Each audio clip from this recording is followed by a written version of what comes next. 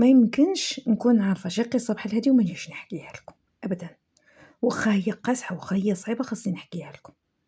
غادي نحكي لكم على كيفاش كان رابطو تعدى عليه مزيان، مشى فطر ورجع تعدى عليه. نقولوا بسم الله على بركة الله. إذا حداكم وليدات صغار ممنوع يسمعوا كاع القصة، إذا قل من 16 عام ممنوع يسمعوا كاع القصة كلها، يقدروا يسمعوا أجزاء إلا بغيتو تسمعوهم لهم، أما باش يسمعوها كلهم ما فينا ما نزرعوا في وليداتنا الرعب. حنا باغيين التوعية، حنا ما باغيينش نخوفوا الإنسان ويغلق ويسد على راسو. حنا خصنا نعلموا وليداتنا كيفاش يحميو راسهم وكيفاش يحداو راسهم وكيفاش يثقوا فينا كوالدين ويجيو يخبرونا. تفهمنا؟ غادي نمشي بكم ل 11 غشت في سنة 2011. غادي نحكي لكم على هاد السيد هذا اللي كان غادي لشغالو الصباح، حتى غادي تبادلو واحد الجثة تاع واحد الطفل اللي لابس كسيوتو، ما لابسش غير صندالتو ولكن لابس كسيوتو، انما هو مربوط من يديه مربوط من رجليه، والعلامة ديال الخنق ظاهر على عنقه. هو غادي يشوف داك المنظر مسكين ما به ما عليه، غادي لخدمته الصباح ولا غادي يقضي صلاحو، حتى غادي يشوف الولد في داك الحالة. فاش غادي يدير؟ غادي يمشي يعلم. شكون غادي يعلم؟ غادي يعلم البوليس. غادي يجيو يصوروا الجثة، يصوروا يمشطوا هذاك سميتو مسرح الجريمة، هذاك اللي فيه داك الدري داك الطفل هذاك، غادي يمشطوا ديك البلاصه، غادي يشوفوا واش كاين شي اثار واش ما كاينش، واش كدا يعني يجمعوا الا لقاو شي حاجه، لقاو نتاع الكارو داك اللي كيكميو يشط عليهم، يلقاو شي حاجه طايحه، يلقاو شي قطره تاع الدم، يلقاو حبل، يلقاو المهم شي حاجه تعاونهم في فك الجريمه. يصوروا داكشي ويصيفطوا الجثه دائما لمستودع الاموات بانتظار تقرير الطب الشرعي. خليهم هما يديروا هاد الخدمه هادي، ونمشيو نحكيو حنايا على هاد الدري هذا وكيفاش توصل لهاد البلاصه. وهما البوليس كيلقاوه، واخا جابوا الكلاب وداروا سميتو وشمعوا المنطقه واخا كدا هما بحال عرفوه، حيتاش كان عندهم بلاغ لفائده العائله غير في النهار اللي قبل. الراجل اللي علمو ديكلارا باين خدام موظف غادي الصباح يخدم ما به ما عليه كما قلنا، فايت حدا داك الحيط تاع المدرسه، وحنا في شهر 8 عارفين ان المدارس ما خدامينش. شاف داك الدري طايح، حسب يمكن محتاج شي حاجه، قرب لعندو لقاه ميت، فما مشاش وخلاه، دار ما يستوجبوه القانون، علم به. سولوه هما دايما، هذاك اللي كيلقى الجثه هو الاول اللي كيسولوه، وعرفوا انه ما عندوش سوابق، ما عندوش كذا، السيد غادي لخدمته وما به ما عليه. فقالوا له اللهم يسر، سر لخدمتك. هما كما قلنا تقريبا عرفوا الدري، ولكن خاصهم يتاكدوا. كيفاش غادي يتاكدوا؟ غادي يرجعوا لذاك البلاغ اللي داروا السيد على ولده اللي كيبلغ من العمر 9 سنين واللي سميتو مراد، غادي يحيطوا عليه يقولوا ليه اجي تشوف واش هذا ولدك. الراجل بطبيعة الحال اللي ضايع له ولده في هذا اليوم ولا يومين راه ما به غير الله، والله يجعله ما يضيع له سنوات، راه كل ساعة تفوت عليه بعام وبقرن. تعرفوا شنو هي تكون تستنى شي حاجة على أحر من الجمر، سورتو الا كان الطريف ديالك وبيتك راه وصغير 9 سنين، فين مشى فين طار، 700 سؤال يطيح لك في راسك. فهنا ملي غادي يعيطوا للبوليس بقى يقول يا ربي ما يكونش هو، يا ربي ما يكونش هو. ولكن ملي غادي يمشي غادي ياكل واحد الصدمه وكبيره، ملي غادي يلقى ولده هو اللي فعلا مرمي ومليوح ديك البلاصه ومخنوق، حيتاش كتبقى العلامه على عنقه. ومن كيمشيو يتعرفوا على الجثه راهم كيشوفوها. لا حول ولا قوه الا بالله. علاش مراد لقاوه هنا وكيفاش تلقاوه؟ الوالدين ديالو ملي جاو يديروا البلاغ غادي يحكيو، كتقول الام ديالو انه كان عندهم واحد العرس، وان الواجب ديالها في داك العرس ولا ديك الحفله انها توجد البطبوط لفطور العروسه. فهي ملي جات تعجن داك البطبوط ما لقاتش الخماره، اش غادي دير ما دير، غتمشي تنوض وليدها الصغير من الناس وتصيفطو يشري لها الخماره. مشى الدري يشري الخماره وتعطل ما جاش، وملحومه نقيه الحانوت تقريب او هذا فين مشى. ناضت هي لبست جلابتها وخرجت تقلب عليه. مشات عند مول الحانوت: واش جا عندك مراد؟ قالها: جا وخدا الخماره ومشى. قالت لي: انا ما جاش للدار. قالها: وانا شرا عليا ومشى. قلت لي: كان كاين شي واحد؟ قالها: لا، ما كان كاين حتى واحد. قلت لي: كان شي واحد دايز نسولو ربما يكون شافو. قالها: لا، انتي عارفه الصيف والدراري كيصبحوا ناعسين كيفيقوا غير الناس اللي كيمشيو لخدمتهم. رجعات للدار، ولدها ما وصلش، ولات مشات تدق على ديار جيرانهم، ربما تلقى شي واحد صاحبو ولد جارهم دخل معاه، دراري صغار ما تعرفش شنو في عقلهم. ما لقاتش الدري صافي. هنا كما نقولوا العقل بدا يحبس. اش غادي دير؟ ما دير، غادي تصوني للراجل ديالها، غادي يقولها يكون غير يلعب، يكون غير هنا غير هنا. تقول ليه: لا اودي الولد ما جاش. قال لي: هو صبري شويه ولا ما جاش عاد قولي لي. صبرت سولت كاع الحومه، دقدقت عليهم دار بدار، فيقاتهم: واش ما شفتوش مراد؟ اللي يقول ما شفناش. واش ما شفتوش مراد؟ لا ما شفناش. صافي ما جات دوز ديك الساعه وتصونت على الاب. ملي صونت على الاب غادي يجي يجري، يسمع فيها خدامته ويجي يجري حتى هو يقلب على الولد. قلب على الولد من هنا، قلب عليه في الحومه اللي حداه، يقلب عليه من هنا، قلب عليه من هنا، ما لقاوش. ما جات تضرب 11 تاع النهار حتى صافي الدري ما لقاوش. قاش غادي يديروا؟ ما يديروا، غادي يمشيو لعند البوليس قال لهم: واش بعدا الولد مشى بعدا ديروا عليه سميتو البلاغ؟ مازال ما ربما راه غير نعس في شي قنت، ما ربما راه غير مع شي صاحبو، ما ربما راه كذا.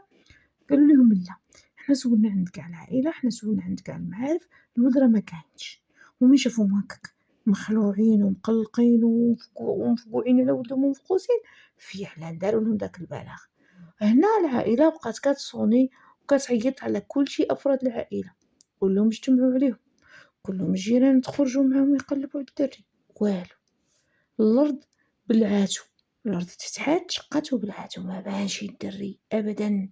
امو صافي، امو قلبها بغا يسكت، باه ريتو خرجت. الدري 9 سنين فين مشى؟ فين طار؟ فين زاد؟ اش غادي يبقى يبان لكم؟ بقاو المخ ديالكم يبقى يضرب، يبقى يقول: واش هزوه، واش داوه، واش مشى، واش كدا. 700 ري في ري يبقى يدور لكم في مخكم. تعرفوا كي تبقاو ديروا في ديك الزنقه وفي ديك الحومه، تبقاو تفنفنوا، تبقاو ديروا كدا كزربوط تاع بكري، تمشيو هاك وتوليو هاك من الود يتعطل وما يجيش. وكل ساعه كتفوت فهذا كيدق ناقوس الخطر في راسكم، لهلا يكتبها عليكم. وهنا غادي نقول لكم واحد المثله كان كيقولها الوالد للوالده من كتكون عندنا شي مناسبه، يقولها: عينيك على ولادك، انا ما عنديش شي ربح، كلتاي على ولادك، انا تقبلي لي الولاد. كان حتى من يكون شي كورتاج تاع العروسه ولا غادي يديوها ولا غادي يجيبوها، نعقلو كيكري لنا طاكسي ولا يكري لنا طوموبيل ويجمعنا حنا والوالده ديالنا ويدينا بيدو ويحطنا بيدو ويردنا بيدو. هذه نعقل عليها ملي كنا وليدات صغار. ما كانش تلصقي مع مرت عمك ولا مع مرت خالك ولا مع عمتك ولا مع جارتك ولا وينتكل علينا ولا ينتكل عليها في اللحظه ديالنا ابدا. الام ديالنا هو الاب ديالنا اللي كان كيراقبنا، كان كيقول لميمه، يقول لها: مول العريس يتعرس والحمق يتعرس.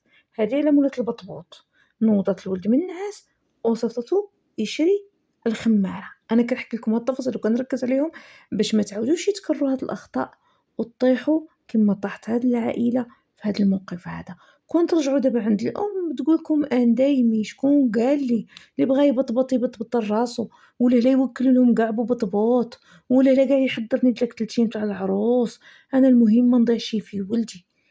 هنايا كما قلنا العائله من يجتمعوا راهم قضاو كاع وقتهم يقلبوا هنا، يقلبوا لي، يقلبوا هنا، يقلبوا لي، راهم قلبوا. مشيت للمدارس، المدرسه كانت كتبعد عليهم، لقاو وحده هاد الدري الغد ليه كانت كتبعد عليهم ب10 كيلومتر، وراهم باينه داروها، راهم خلاو فين دار. ولكن الولد وتقول واش لقاو له الاثار. ايوا هنا البوليس راه خاصو يدير خدمه كبيره. اش غادي يدير؟ ما يدير، غادي يبدا بمول الحانوت. هما راهم ديجا سولو اللي لقاه، سولو الام، سولو الاب. دابا هي قالت لهم راه مشى للحانوت يتقدى الخماره. مشاو عند مول الحانوت، جابوه سولوه، قال لهم نفس الهضره اللي قالها الام. الولد فعلا جا وشرى عليا الخماره ومشى. شكو فيه حتى هو، غادي يطلقوه، قال لهم انا بقيت في الحانوت ديالي حيتاش غير من موراه بقدام القده جا عندي بواحد السيد تقضى عليا الفطور ديال الصباح لانه موظف وكيمشي كيجي يشري لي باش يفطر باش يدير باش يمشي لخدمته. وتقدروا تسولوه في اعلان سولو السيد وقال لهم انا ما كنخرجش من الحانوت وها شكون جا عندي ها شكون جا عندي والولد ديالي فوقاش يجيب لي الفطور وفوقاش كيجيب لي الغدا خاصه انه ما يقراش عطله فعطاهم الوقت ديالو. اذا مول الحانوت استبعدوه في هاد الوقيته هادي في البحث استبعدوه لان ما بحال عطاهم الادله بحال قنعهم. فاش غادي يزيدوا يشكوا غادي يشكوا في خال الولد عنده 25 26 عام والجيران قالوا لهم باللي مبلي بالحشيش مبلي بالشراب مره هك ومره هك وساكن معاهم فغادي يجيبوه تا هو يسولوه غادي يقول لهم ودي انا كنت ناعس حيتاش الليله اللي من قبل انا قصر حتى ل5 ديال الصباح كنت مع صحابي وكنت في الحفله اللي كانت عندنا وكملتها مع صحابي غادي يسولوا وغادي الاخت ديالو فعلا هي الاولى تشهد معاه تقول لهم خويا كان ناعس وانا اللي من ما لقيت شي ولدي راني مشيت وفيقته وخويا فوقاش دخل وصحابو فعلا كانوا قصارين معاه. او شكون اللي دار الولد هاد الحاله هادي شكون اللي خطفهم من حدا دارهم. البوليس هنا حدا هاد القضيه تاع الاطفال راهم كيجهدوا الفوليوم غادي يجبدوا كاع دوك اللي عندهم سجلات العدليه واللي معروفين في الحومه واللي معروفين في الجهه كامله دايرين الجرائم ويجيبوهم ويسولوهم وكل واحد يعطيهم حجه الغياب ديالو.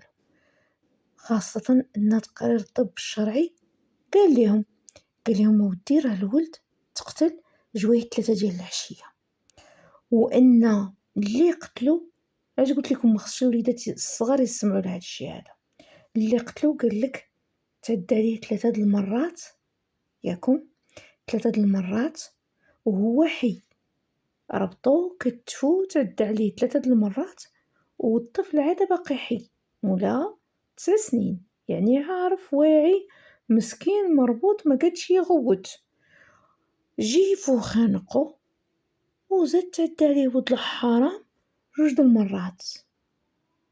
يضرك خاطرك من تسمع بلي عقوبة الإعدام وتنفيذ الإعدام راه موقوفة راه هذا تعدمو 20 خطرة وما تشبعش 20 مرة تعدمو وتعاودلو ما تشبعش من داك الشيء هذاك غير باش لا حول ولا قوة إلا بالله. يحسنعون بين الطفل وبين الطفل من سمعوا هاد الهضرة هادي.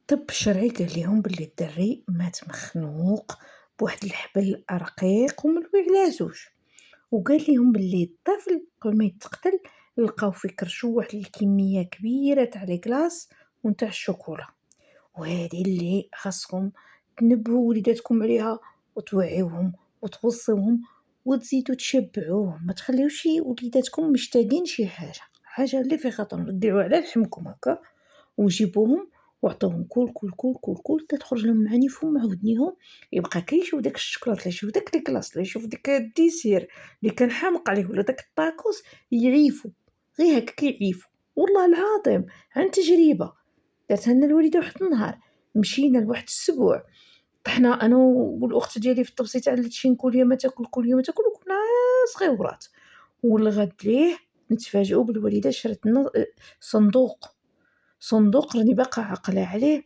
وبدات الوالده تقشر وتعطينا كل يوم ما تاكل حنا فرحانين كل يوم ما تاكل صافي شبعنا. هذيك اللقطه اللي شبعنا فيها قلنا لا زيدوا كولوا اودي شبعنا لا زيدوا كولوا اودي شبعنا لا زيدوا كولوا زدنا كلينا كي ما قديناش نزيدوا ناكلوا لقينا كرشنا وجعتنا كذا لا تزيدوا تاكلوا باش مره اخرى كي تشوفوا شي حاجه طيحوا فيها باش مره اخرى ملي تكونوا قاعدين مع الناس ما تخليوش للناس تحبه تاع لشين في الطبسي طيحوا فيها غير نتوما بحال عمرو ما كليتو سيروا قولوا لنا دابا نمشيو لشي بلاصه ونطيحوا ناكلوا في الحاجه ابدا واخا تعجبنا واخا نموتوا عليها واخا نحمقوا عليها.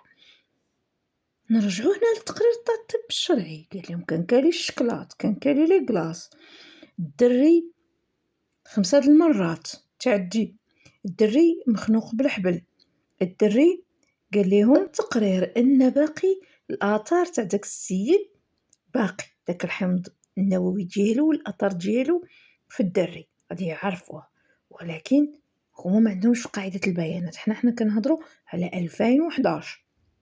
هما عرفوا راسهم راهم قدام بيدوفيل، وعرف كيفاش كيستدرج الطفل، وماشي بعيد تكون هذه ماشي اول مره، وماشي بعيد يكون غير تما في لونتوراج ديالو، حيت الولد باش يثيق فيه ويمشي معاه راه باينه شافو من قبل. كي كتشوفوا العين قلناها من قبل، قلت لكم في القصص روحوا راجعوا شوفوا، راجعوا وادي على راجعوا، عاودوا تفرجوا الحلقات اللي فاتوا غتلقاوني قلت لكم ان من يلقاو الطفل مقتول معناتها راه كيعرف القاتل، فلا بد غادي يخبر عليه، فكيقتلو باش ما يخبرش عليه. وقلت لكم من قبل ان هاد لي بيدوفيل اللي كيكونوا هكذا كيديروا هادشي في الاطفال الصغار راهم كيكونوا عايشين معنا في الدار عاديين، في الدار، في الحومه، في المدرسه، راهم كيبانوا لنا اشخاص طبيعيين مخبين دوك المولات المريضه ديالهم، وكيخوفوا هذوك الاطفال الصغار وكيعرفوا كيفاش كيسيطروا عليهم وما كيقولوش، وما كتكونش اول مره، قليل شي واحد اللي كيعباو به من اول مره. والغالبيه ديال العائلات ملي كيصدر لولدهم ولا بنتهم شي حاجه بحال هكا ما كيبغيوش يخبروا الشرطه ويخبروا السلطات، لانما الكلمه اللي كتقولها انت ككلمه كل واحد كيزيد فيها كلمه كيزيد فيها كلمه كيزيد فيها كلمه، فكتولي واحد الاشاعه كبيره كتحاوط داك الطفل حتى كيكبر وكيولي راجل ولا كيولي امراه، وكتسيئلو في السمعه ديالو، كيعايروا بها الجهل واللي ما فاهمين والو في هاد الدنيا وفي هاد الحياه. غدا من غير غدا تدابز مع لوسه ولا مع مرتلوسه تعيرها داك التعدي اللي تعداو عليها في الطفوله ديالها، غير جيبيها فم وقول. فلذلك اغلب العائلات كيتكتموا من باب الحمايه ديال الطفل ديالهم، ونتمنى من هذا المنبر هذا ان القانون يتبدل، ان الطفل اللي يطرى ليه اعتداء من هذا النوع تكون السريه ديال الاسم ديالو، السريه ديال الملف ديالو، السريه ديال القبض على المجرم اللي تعدى عليه، باش يقدر هذاك الوالد ديالو ولا الوالده ديالو يبلغوا بهاد العمليات هذه ويقضيو على هاد النوع من المجرمين اللي عايشين في صمت حدانا واللي كيضيعوا اجيال واجيال من وليداتنا. تخيلوا ان هاد السريه هذه اللي كنحكي لكم عليها هي اللي غادي تطالب بها واحد السيده اللي عندها 18 عام. هاد السيده هذه غادي تجي من بعد 20 يوم، غادي تجي للمخفر تاع الشرطه وغادي تقول لهم انا عندي ما يفيد، ولكن بشرط ان الاسم ديالي ما يتكتبش في محاضر رسميه، ان الكلام اللي غادي نقوله لكم يبقى سري، ان المعلومات ديالي الشخصيه وداك الشيء حتى حاجه ما تخرج. فهما فعلا القانون كيكفل لها هذا الشيء هذا، هي عندها 18 يعني وصلت للسن القانوني. السيده هذه غادي تجي تقول لهم بلي هي عاد كيتزوجت وانها عارفه شكون اللي دار المراد ديك الحاله، او عارفه شكون دار له الحاله، شكون اللي دار له. قلت لهم السيد اللي دار له هاد الحاله دار لي نفس الحاله ملي كانت عندي 10 سنين، ولكن انا ما قديتش نقولها لدارنا حيتاش الحاجه الاولى المجتمع ما غاديش يرحمني، والحاجه الثانيه العائله ديالي غادي يزعفوا عليا ويقولوا لي طارشانك علاش مشيتي معاه انت مشيتي بخاطرك. فما قديتش نقول لهم. قلت لهم انا كنت كنلعب حدا دارنا، وهاد السيد هذا كان يجي عند شي جيران ديالنا، كان دائما كيجي فكنت مولفه نشوفو. هذاك النهار قلت لهم كانت 3 ديال العشيه، بنات الدرب كلهم دخلوا لديارهم وانا عجبني اللعب بغيت نلعب برا. قلت لهم عيط عليا وعطاني 50 درهم، قلت لهم وسخرني نجيب له شي حويجه من الحانوت وقال لي الباقي ديالك شري به اللي بغيتي. قالت لهم وزاد شرى لي هو الشكلاط وشرى لي الحويجات اللي يعجبوني. قالت لهم وعطاني ناكل داكشي وجرني بشويه بشويه، انا سقت فيه داني واحد القنت وجرب يتعدى عليا. هذيك اللي بقى هكذا كيحاول يحيد لي صوالح ويتعدى عليا. قلت لهم انا بقيت كنغوت غويته اللي غوت، قال لي تزيدي تغوتي نخنقك انا وندفنك وحتى واحد ما يعقل عليك وحتى واحد ما يعرفك. قلت لهم وتعدى عليا. لا كيفاش تعدى عليك وكيفاش انت ما خبرتي حتى واحد وكيفاش انت عاد كيتزوجتي؟ قالت لهم اودي تعدى عليا بطريقه الشذوذ، تعدى عليا من الخلف. هاكاك. قالت ليهم والبكارة ديالي بقات في امان وما قلتش لوالديا. قالت لهم لحد الان واخا دازت 8 سنين باقا كي كنشوفو ولا نصادفو في الزنقة كنهرب، كتشدني التقية، كتشدني الرعبة، وكتشدني كدا والتبوريشة قالت لهم ونخاف منه ونهرب. هي في 2011 كانت عندها 18 عام، يعني ملي كانت عندها 10 سنين يمكن كانت شي 2002 ل 2003 ملي تعدى عليها. تخيلوا شحال من طفل خر مارس عليه فديك الوقيته. لان هاد البنيه هادي مولات 10 سنين ما قداتش تقول هادشي لوالديها، وحتى دابا ملي جات خبرت السلطه وخبرت البوليس خبرتهم بطريقه سريه. هنا كما نقولوا قربت ليهم شويه الصوره تاع الجاني اللي دار في مراد هذيك الفعله هذيك. هما ملي غادي ياخذوا من هاد المعلومات تاع هاد السيد غادي يمشيو يسولوا عليه، يعرفوا عليه معلومات، يدقدقوا على دارو باش يسولوه. ما لقاوهش. دقدقوا المره الاولى، جا النهار العشيه حداو ما كان والو. ما بقاو يسولوا دوك الناس اللي ساكنين حداه، قالوا لهم بلي ما بانش من تاريخ 13 غشت 2011، يعني يومين من مور ما لقاو الدري. ايوا مصيبه هادي من قربوا باش يعرفوا شكون مول الفعله من ما لقاوهش. الزوينه هي اللي غادي تسمعوه دابا. ملي دخلوا سميتو ودخلوا المعلومات ديالو في قاعده البيانات لقاو ديجا السيد شاكين به لانه حاول يتحرش بواحد البنيته صغيره عندها 10 سنين. او كيفاش لقاو البيانات ديالو وهما ديجا جابوا كاع المشتبه فيهم. قال لك يا سيدي ركزوا معايا في هذه، الله يجزيكم بخير وفتحوا لي عقلكم. قال لك يا سيدي شد شي بنيه صغيره، جرها جاي غادي يديها يدخلها للدار، نط هي بقات تغوت شافتها شي جارتهم سلكاتها منه، امها مشات بلغات به.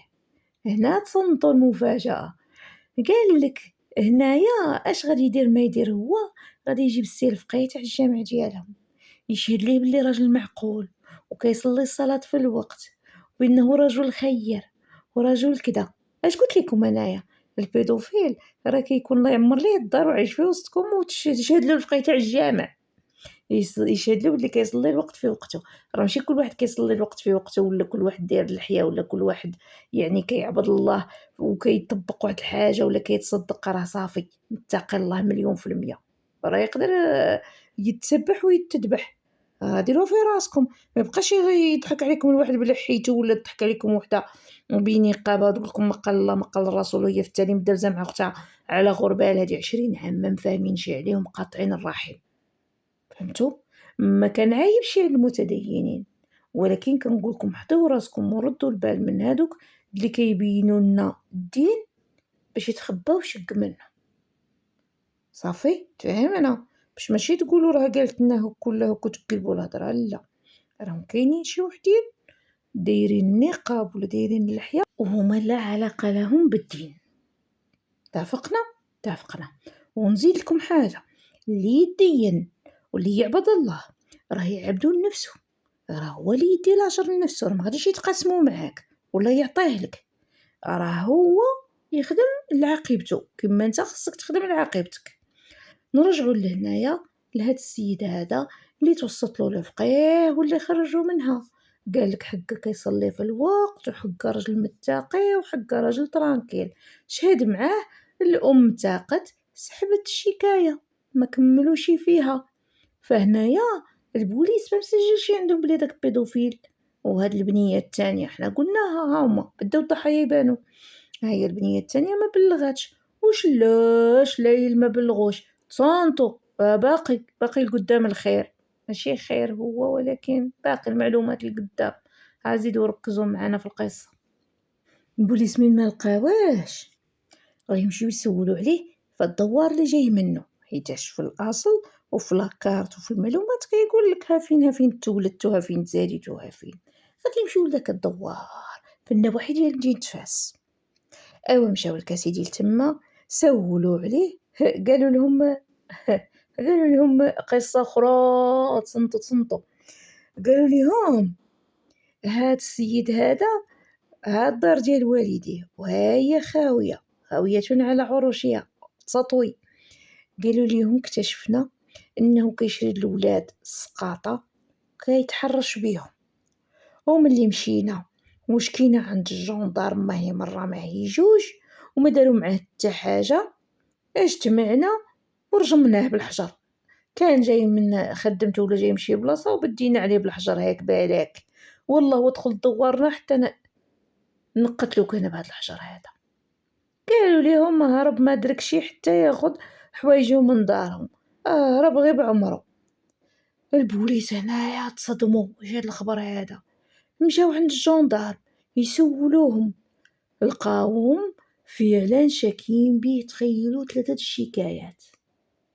كيفاش الناس تاع الدوار شاكين بهاد السيد 3 الشكايات وانتم ما حركتوا حتى حاجه؟ قال لهم داك لاجودان اللي كان شاد داك الجهه، قال لهم انا حققت معاه وبان لي راجل معقول، وهذوك غير حاقدين عليه وبغاو يخرجوه من دار بواه. ياك يا خالي، معدي على 3 وغير حاقدين كاع 3 غادي يحقدوا عليه. ايوا هما تبارك الله عليهم، خا حنا ضد شرع اليد الا انهم باش سلكوا ولادهم. يكون محرش لكم ب3 تاع الدراري والجندارم ما يديروا معاه والو، راه الحمد لله اللي ما قتلوش، الحمد لله غير جراو من مورا بشي حجرات. ايوا هنا البوليس اش غادي يديروا؟ ما يديروا، خاصهم يستناو حتى يطيح الراسو. ما قبضوش، ما لقاوش، دارو ما رجعلهاش، والدوار اللي كان فيه ما يقدرش يرجع له حيتاش اصلا راه مطرود ومرجوم بحال الشيطان الرجيم. ايوا هنا البوليس غادي يرجعوا لمدينتهم بخفي حنين، غادي يرجعوا خاويين الوفاض، غادي يرجعوا ياخذوا الاذن تاع النيابه العامه باش يفتشوا الدار. فعلا غادي يفتشوا الدار، يلقاوها مسيقه منظمه نقيقيه على مزيناتها، ولكن غادي يلقاو 3 ديال الموصوليات ديال الحبال، وغادي دوك الحبال غادي يدفعوهم للمختبر الطب الشرعي والمختبر الجنائي هما والمشطة ديال الشعر ديال السيد باش يتاكدوا واش داك لاديان ديالو هو اللي كان في الدري ولا راهم غالطين، راهم كيلاحقوا شي واحد زعما غير خاف وهرب. ما ربما يكون شي واحد خاف وهرب وكاع هادشي هذا يمكن كما قال الجدارمي مسكين عمتهم مظالمينو، يمكن يمشيو يبحثوا. تقرير ديال المعمل الجنائي غادي يقول ان داك الحبال هادوك الصغيورين يمكن اللي كان مربوطين بهم اليدين والرجلين ديال مراد، وهداك الكبير اللي شويه طويل وكان مدوب ليه هو اللي تخنق به ولصق فيهم الاثار تاع الدم.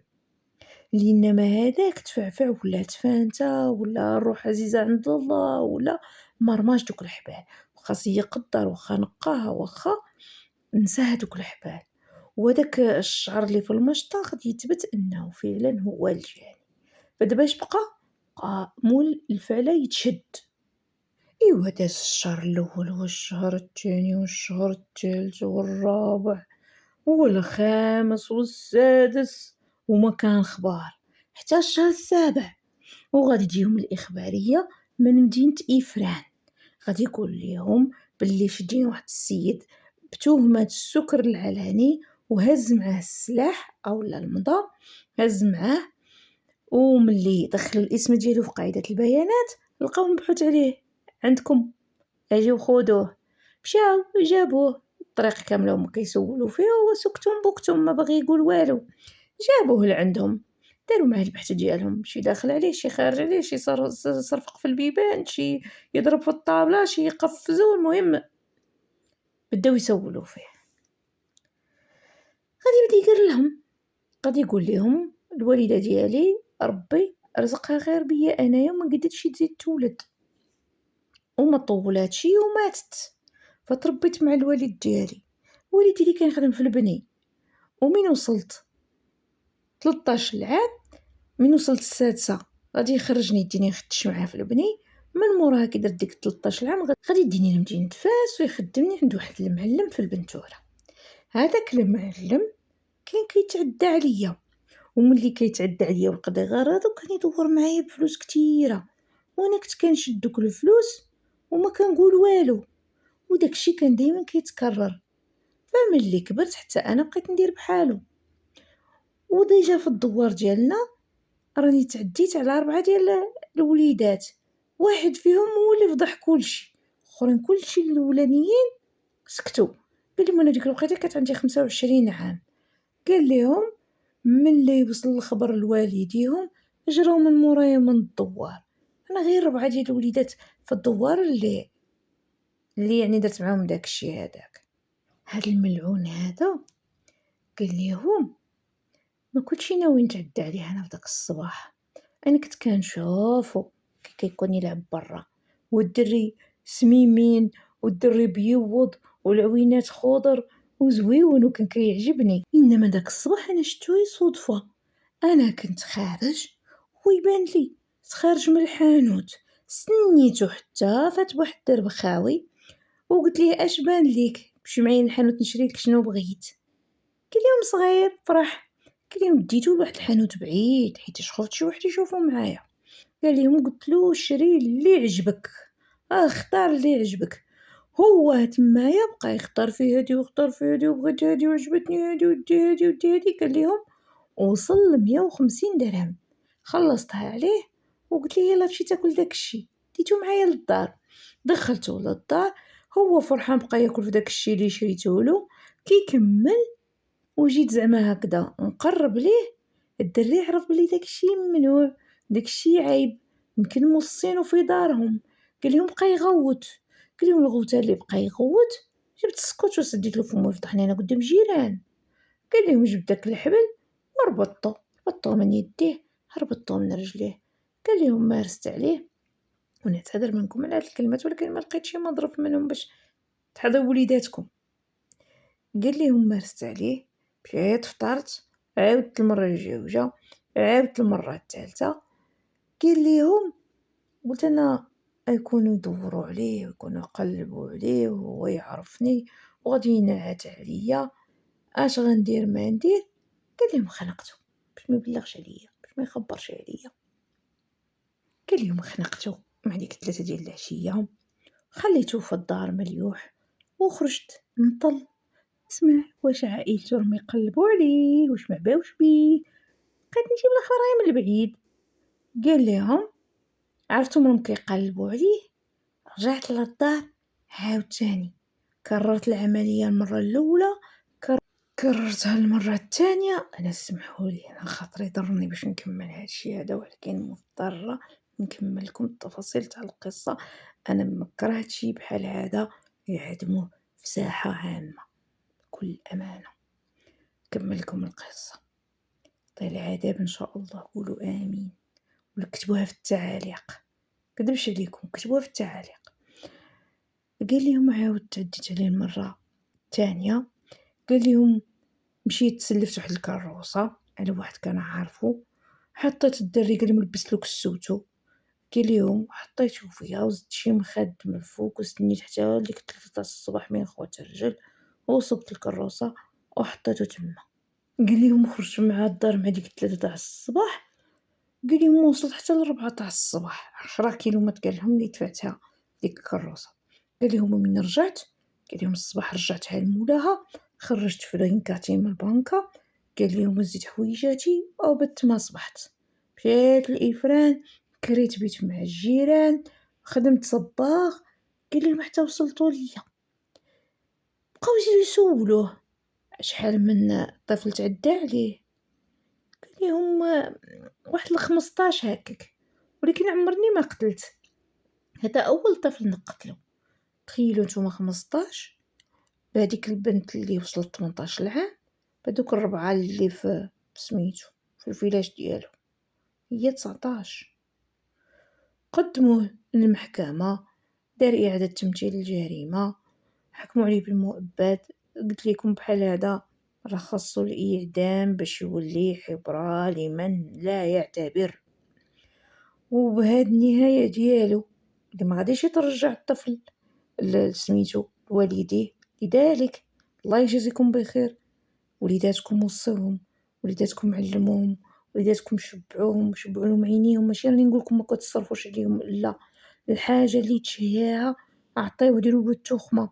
وليداتكم ولفوهم يخبروا لكم باش ما يخافوش كيما مولات 18 عام خافت حتى تقولها لدارهم.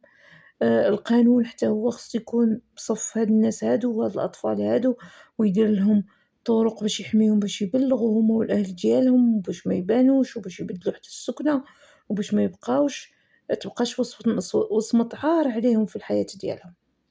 القصة ديالنا هنا سالات، وعلى من الله شحال من بيدوفيل داير بينا، وليداتكم حتى يبلغوا، وليداتكم في عويناتكم، وليداتكم مسؤوليتكم، كلكم راع وكلكم مسؤول عن رعيته. وحتى واحد ما كيعطيك شي حاجة بلا مقابل، فانت الطفل الصغير اول ما شي واحد يعطيك ولا يتلمسك ولا يدير لك ولا يفعل لك ولا يترك لك، اجي قول لي ما نضربك ما نزعف عليك ما نخطا فيك ما والو، غير حكي لي باش نكون تابع معاك ولا متابعه معاك.